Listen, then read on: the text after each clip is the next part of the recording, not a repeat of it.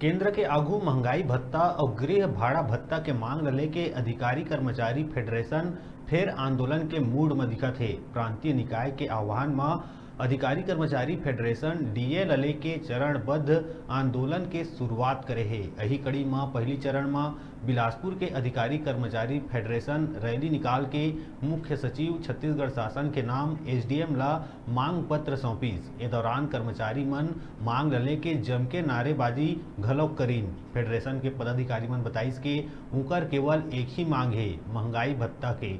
सरकार फेडरेशन ला आश्वासन दिए रहीस केंद्र के समान ओमन ला महंगाई भत्ता मिली के ओमन मुख्य सचिव छत्तीसगढ़ शासन के नाम एसडीएम और कलेक्टर ला मांग पत्र सौंप के मांग ला तत्काल संज्ञान लेहे और महंगाई भत्ता दे के अधिकारी कर्मचारी मन ला राहत देहे के मांग करीन।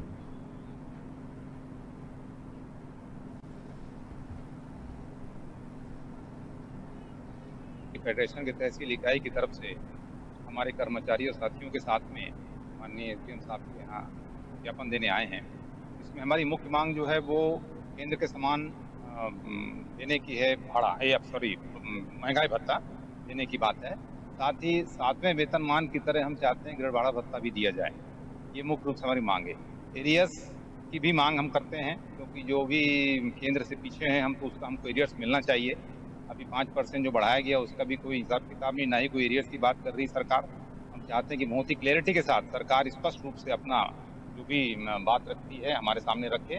ज्ञापन सौंपने के लिए हमारी जो मांगे हैं, मतलब 2020 से शासन के द्वारा डीए को बंद करके रखा गया है और अभी 5% जो ये दिया गया है उसमें भी गोलमाल है। न तो मतलब यानी मई से दिया गया है और यहाँ मतलब विभाजनकारी मतलब नीति चल रही है।